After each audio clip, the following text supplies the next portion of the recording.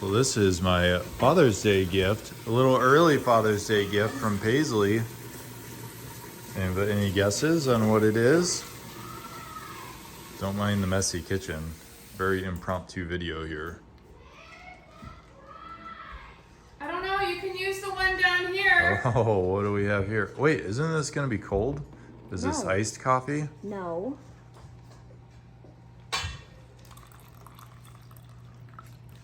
Okay. Oh, we've got a drip style coffee station going on here. Number one dad. Oh yes. Okay, a little stir action going on. Oh, that was gross.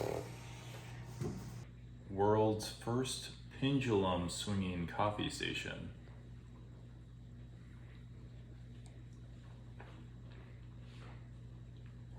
Yeah, it's good. It's really strong. I think your ratios are off a little bit. That's because no put brown sugar. But it was good. No, not in this one she didn't. I hope not. Thank you for this great present. You're welcome. Welcome back to Reality Daydream. Today we are going to work on this projector screen trim.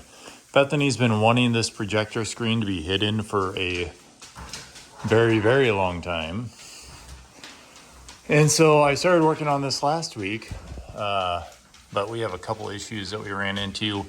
One is the projector screen needs to be recessed just a little bit farther. So if I like take this from this trim here to there, there's just a little bit of play. So we're gonna need to figure that out, and then enclosing this guy and getting it to function with the projector.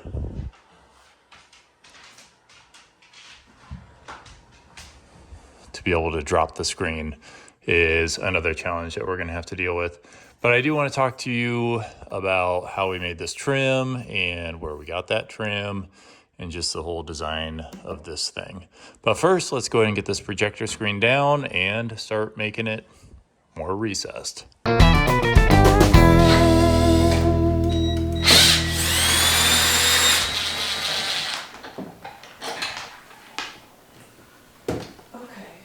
Ready?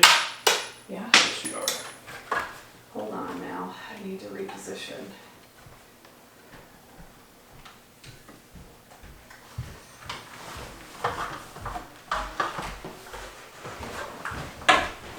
Where are we putting this, dude? On the ground. Just right in the middle of the room? Right in the middle of the room. Thank you. Yeah.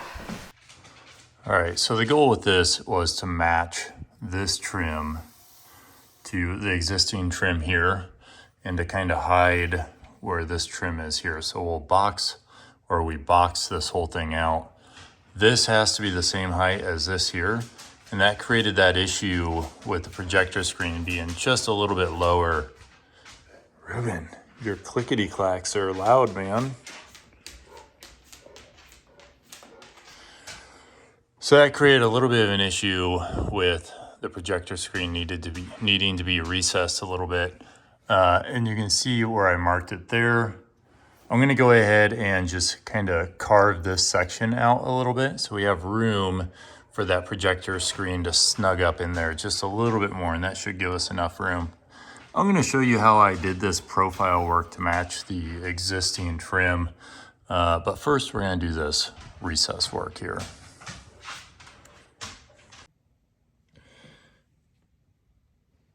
So you can see that these mounting tabs are up about 1/4 of an inch here. So if we recess just where these mounting tabs are, we should be able to suck this whole thing up. That's assuming that the floor joists are all perfectly in line with each other.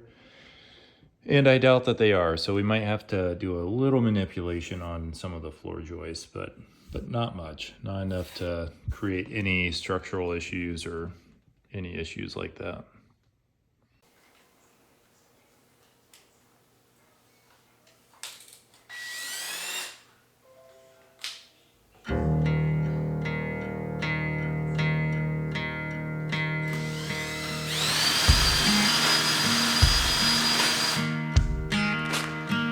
So that's about 1/8 of an inch, but my drill's bottoming out here, so I'm gonna need to get an extension on there, so that's not quite deep enough. Okay, I just want to lift this up and see where it's hitting. So we're not actually putting it, installing. What are you going to be asking of me once we Just get to up put there? it up and see if it's bottoming out on like the spots that I drilled out for it.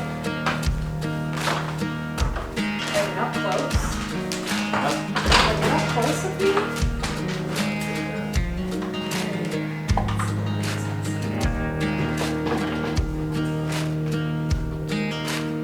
My little metal thing isn't even touching. Yeah, mine isn't either. I think that's probably the plaster. Yeah, it definitely is right in the middle. Okay, we can take it out.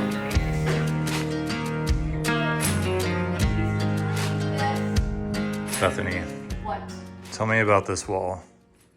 You have some plans for it. This wall that we've embraced just says like open beams. Yeah, it's wonderful, isn't it? It's pretty. Honestly, I sort of stopped noticing it because it's been that way for years. This was the original kitchen. From here to here. That was the whole kitchen. How far did it come out? Like, anyway. Yeah, about there, about to the counter here. Anyway, so Where it what came. I'm thinking is cabinets. And instead of trying to match the brick above it, just doing drywall and then having a row of like floating shelves and a row of floating shelves and then just a gallery wall in the middle.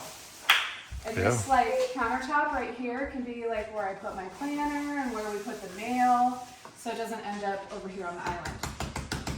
Because a lot of stuff gets put on the island. And Kind of like this pile here. That's about how the island looks every day. And then this window that used to be outside, I'm thinking we can just frame this in and have it be drywall as well. And then we can have like an acrylic calendar up here. Oh, kind of like our old one? Yeah. Yeah. And then like a bulletin board and then some like file folders here where we can just put stuff that we don't want on the counters. So a lot of times I have a really hard time like picturing what Bethany is describing, although she described it really well. And so I asked her if she can draw it out because fun fact about Bethany, she's actually an amazing artist and she went to design school for interior design. Yeah. So yeah, do you want to show us? I want to see. Do you guys want to see? I know you do. I am now. So Nick told me to draw up my design, and so I just took a picture of it and then traced the existing things that will stay and then drew my own stuff so that he could picture. Of course, there would be more plants than there are here. There'll be like a potted plant right here that's like yay tall. Perfect. Is that watercolor? This? Yeah. No, it's just markers. Oh, It's the girls' Crayola markers. Crayola. So this is this is the shot right here. We could line it up. Bam. It's right there. Right there. This looks a lot better. Oh. Okay, so now I have something to ask you. So now, do you see my vision right here? Do you like it, or do you still want to do your own thing? Well, I mean, we had originally talked about like taking all of this out and Right. re-bricking everything. Right, we were gonna try to match the brick, and Yep. But we to have do this that- beam to deal with. Yeah, to do that, we'd have to like rip out this sheetrock in the ceiling and then actually take like massive bolts and bolt the brick to the house above it. So Right. that we could pull all of this out and still support everything above it. And then this would be built back up from the ground up, Right. which Sounds like a pain. I don't know. It is, and I mean, we got a quote to do it. It was like $10,000 or $11,000, which for what it is isn't a terrible amount of money, Right. but it's still a lot of money. Word. So yeah, I'm on Team Bethany's idea. Woohoo! You. All All right, so I walked in here earlier and Miss Della was making a pie and it wasn't turning out very Don't well. talk about her flop. Just talk about how you're craving pie. So that really got me in the mood for pie. So we're gonna make a pie today, aren't we? Yep. Alrighty, so this is our recipe. I'll go ahead and link to it. But yeah, I didn't know I was a food blogger, but we're gonna give it a go today. All right, Della, do you want to get out the ingredients? We're gonna need flour, fine sea salt, the finest. And then we're gonna need some unsalted butter, 10 tablespoons. So I believe that's a stick in 2 chunks. And we're also gonna need some ice water. Okay? Got it? All right, I'll get the food processor set up.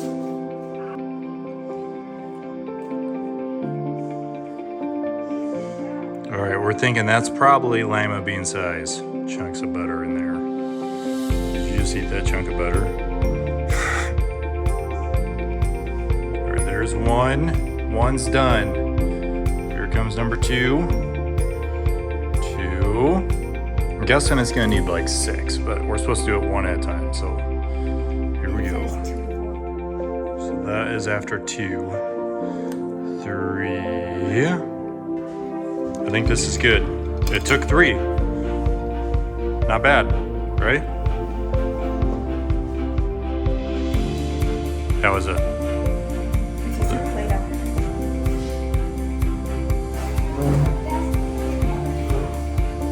We're gonna start working on the pie filling, and that starts with coring and slicing some Granny Smith apples. Bethany got me this from a garage sale for 50 cents. Probably get rid of that. Long time ago. It works really good. It was probably made before my grandma was born, and yeah, it works good. The only problem with it is this guy right here is not designed for today's counters. So so it wouldn't fit there, and it for sure won't fit on our extra thick island countertop. So what we're gonna do is we're gonna attach it to a cutting board, use a couple of wood clamps on the cutting board to the counter, and we'll be in business.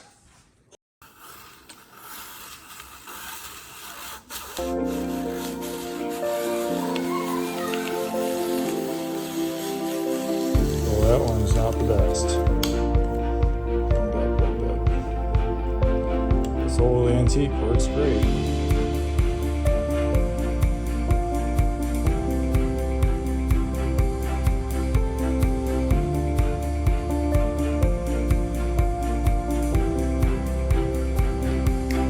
Dell also went and picked us some rhubarb, so we're going to be having an apple rhubarb pie.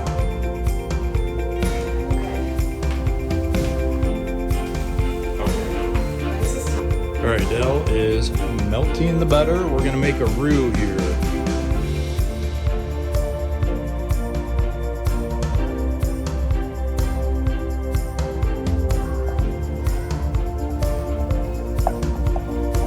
There's our pie. All right, so we were supposed to put the sugary glaze on top. I don't know about this. We'll report back.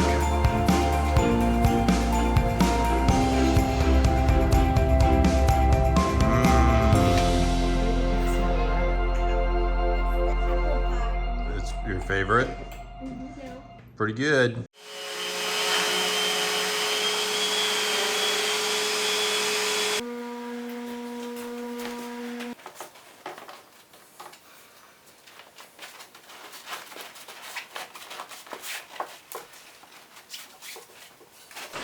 Are you just test fitting it? Well, we'll see if she shoves in there.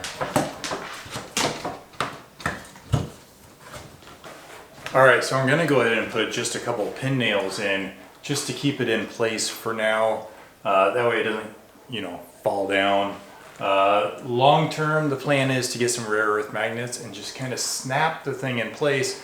That way, if I ever need to pull it out for accessibility or repair, I can do that then.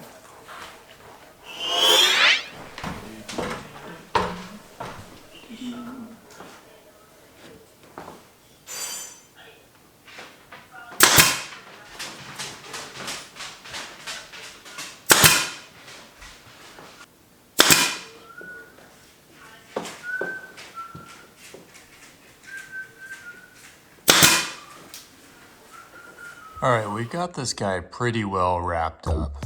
I wanted to take a minute and just show you guys how we matched this trim to the existing trim to make it look like it was more one continuous piece. It just flowed and was meant to be. All right, so this is a profile gauge. We picked this up at a garage sale. I'm pretty sure you can get them at any hardware store. If not, you can find them online. But we took this up against the existing trim and shoved it there. And that gives you your basic profile. And then I'll show you what I did with this, but we need to go down to the shop to do that.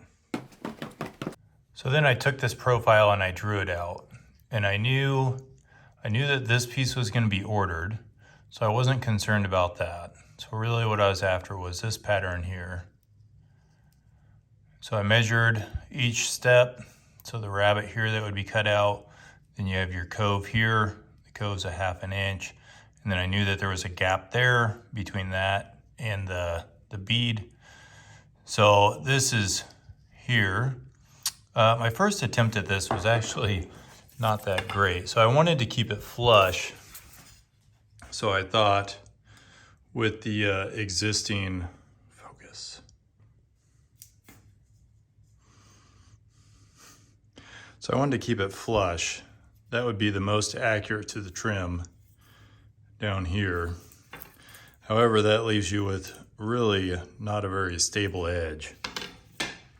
So what I ended up doing is coming in here and cutting this down to here. So this was 1 inch overall, and then actually creating a step here. So there's about a 1/16 of an inch step there. And then, so this just sticks out a little bit over top of this bead, but it's not really noticeable up on the ceiling.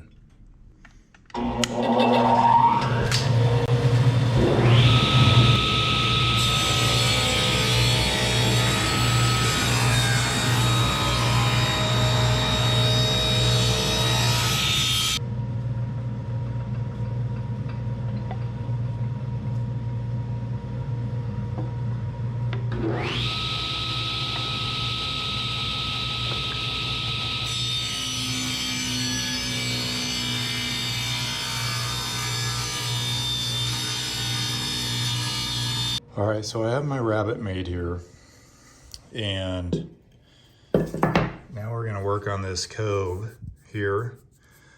So this is a 1/2 inch cove, and I believe this is a 1/2 or 5/8 inch cove bit. But this was one that had the bearing, so it's really designed to ride right on the edge. As you can see, we need to come in a little bit. If you need to come in like 1/8 of an inch here, you have clearance if you just pull that bearing off. So we're running this along the fence, not gonna be an issue to be able to go ahead and get this cut.